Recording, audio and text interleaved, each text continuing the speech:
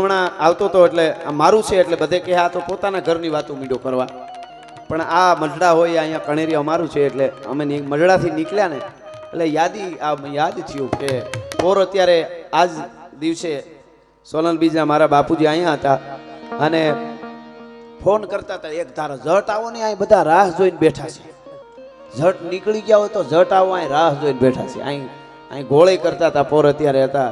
આ દુઆ માટે મને વિચાર આવ્યો, ભગત બાપુ એવું કેમ કીધું કે વરુડી તણું વ્રત લીધું, 9 લાખ લોબડિયાળીઓ થયું એમાં. એનો એક પ્રસંગ મને ગમે છે એટલા માટે સાંભળજો. મેવાડના મહારાણા પ્રતાપને વીર ભામાશા અને એનો ભાઈ તારાશા એને બહુ મદદ કરી, યુદ્ધમાં પણ ભેળા લડ્યા. સાંભળજો પ્રસંગ, મજા આવશે. યુદ્ધમાં પણ ભેળા લડ્યા અને એને ભામાશાએ મહારાણા પ્રતાપને એમ કીધું કે 12 વર્ષ તમારા જેટલી સેના છે એ સેનાને જેટલું અનાજ પૈસો જે કાંઈ જોઈએ ઘોડા માટે એ બધું દેવા માટે હું તૈયાર છું. મારા ખજાના ખુલ્લા મૂકી દઉં છું. કોણે કીધું? વીર ભામાશાએ. પાઠ્યપુસ્તકમાં પણ વાત આવે, આખી દુનિયાને ખબર છે અને ખબર હોવી જ જોઈએ. ભામાશાને વંદન છે. પણ હવે સાંભળજો, ચારણત્વની વાત કરું છું. સોનબાઈમાં ને જગદંબાના સાનિધ્યમાં બેઠો છું એટલા માટે એ દુનિયા આખીને ખબર છે. ઉદો ઉદો વીર ભામાશા પાઠ્યપુસ્તકમાં આવતું, મેં વાંચેલું છે. ઘણા થાય તમે ભણ્યા નથી ક્યાં વાંચ્યું? મારા બાપુજી ભણી લીધું હોય ને આગલું ધોરણ, એની સોપડીઓ લઈ આવતા ઘરમાં. મને મારા બાપુજીએ શીખાડ્યું લખતા વાંચતા. હું નિહાળે નથી ગયો, પણ એ આગલે વરે કોઈ હટાણું કરવા જાય ત્યાં ગામડે ગામ હોય ત્યાં, નેહડામાં તો કાંઈ એવું હોય જ નહીં. ત્યાં આગલે વર્ષ જે છોકરું કોઈ બાળક જાણીતા કોઈ હોય એનું ભણી લીધું હોય, એ છોકરી પછી નીકળી જાય ને રદી થઈ જાય, એ મારા બાપુ લઈ આવે ને એ હું વાંચું પછી અને શીખો. ખેર આ તો પણ મારે કેવું છે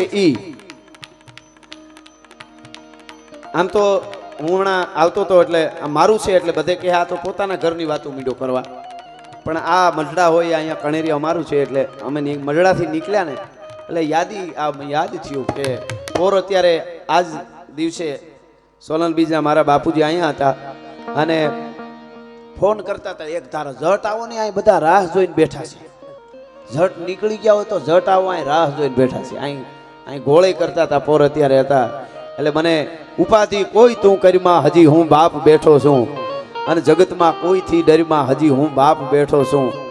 તું કે ઈ સઘળું તારું, તું કે તો આપ ઉતારું, તારા હાટું જ શું ઘરમાં હજી હું બાપ બેઠો છું. આ તો યાદી થઈ એટલા માટે વચ્ચે ખાલી લઈ લો, પણ મૂળ વાત ઉપર આવી જાઉં. આપને કહું આ વાત આ બધા સતત હજી આટલા બધા 4 વાગ્યા પછી બેઠા છો એટલે માં સોનબાઈ ચારણત્વ અને સનાતનની, ખાલી હું ચારણત્વ કરું તો એવું કોઈ ન માનું કાંઈ એના ચારણત્વની. ચારણત્વ એટલે 18 વર્ણ હારે જોડાયેલો, કોઈ જ્ઞાતિ આવી નથી. કોઈને એવું લાગે તો મારી પાસે આવજો, થોડીક વાર લાગે કદાચ અમુકને ગોતતા મને તો ભલે, પણ એવી કોઈ ભારતની ગુજરાતની જ્ઞાતિ ન હોય જેના માટે ચારણે ત્રાગા ન કર્યા હોય.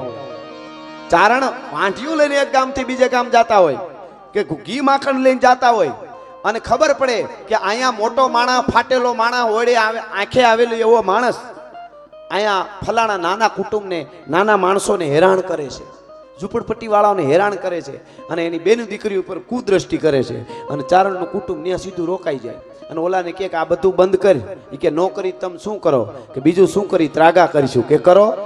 અને એ પછી શરીરના માંથી સોગાળા ત્રાગા, કેટલા જાતના ત્રાગા કરે, શરીરમાંથી માંસના લોસા કાઢીને ડેલામાં લોહી ઉડાડે અને હળહળતી અગ્નિમાં બળી જાય. 18 વર્ણ માટે ચારણોએ ત્રાગા કર્યા છે. એટલે હોનબાઈને 18 વર્ણ માને છે કે અમારી માં છે, અમારી આય છે. પણ મૂળ વાત ઉપર આવું મને આમ ખરકું ફૂટે વાતોની બધી અહીંયા એમ લાગે છે. આમ જો હું અત્યારે બંધ કરી દઉં, હાવ બંધ કરી દઉં, એમ લાગે કોઈ છે જ નહીં. જો આ તમારો પ્રેમ છે, મારો બાપ.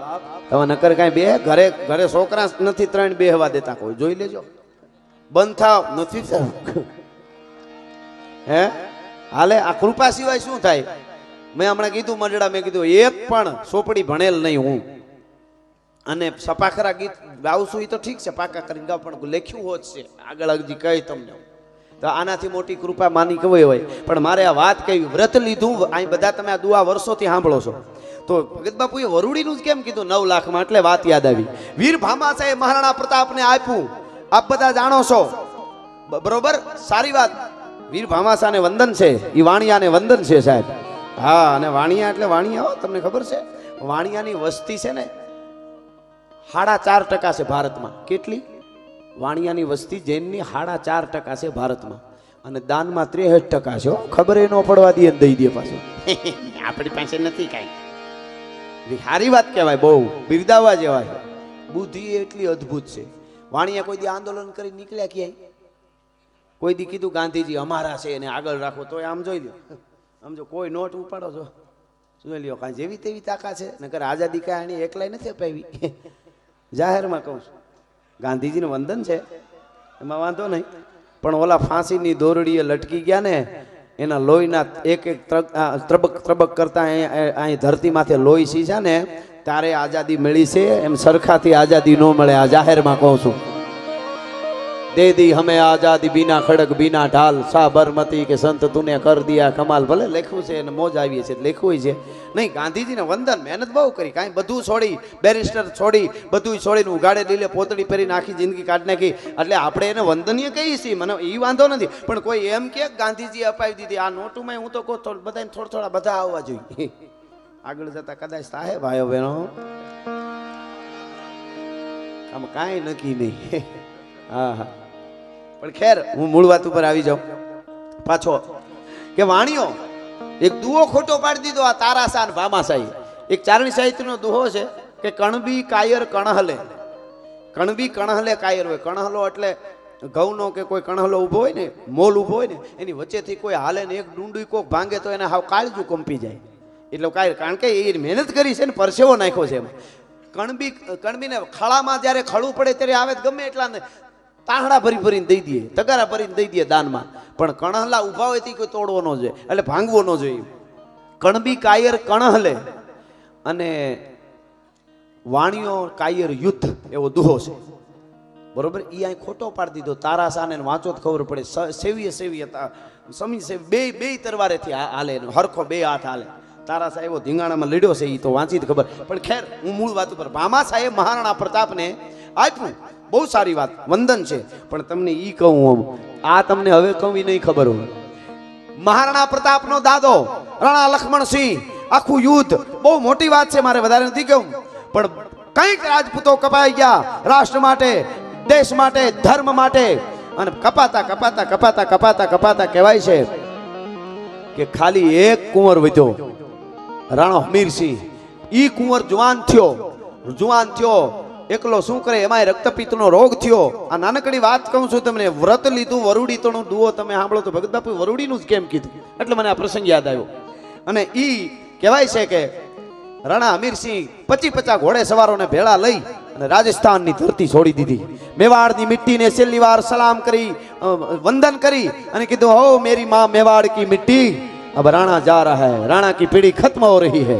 નીકળી ગયા અને ઘોડલા માથે સવાર થઈ અને ધીરે ધીરે ધીરે ધીરે સાંભળજો, સૌરાષ્ટ્રની ધરતી આવી અને ખોડ ગામ આવ્યું. ખોડ ગામમાં વરુડિયાનો નેહડો, અને કોકે કીધું કાંઈ ચારણ આય છે. 18 વર્ષનો ગમે એવડો મોટો માણસ હોય, ચારણનું નેહડું ક્યાંય હોય ને, ખબર પડે ત્યાં વ્રત કોઈ માજી હોય ને, તો કે આઈમાં છે, જરાક પગે લાગતા જાય. ઈ સનાતનની તાકાત હતી ભલા માણસ. આ ઈ ભગવતીઓ છે અમારી, ઈ ઓઢણા વાળીઓ છે.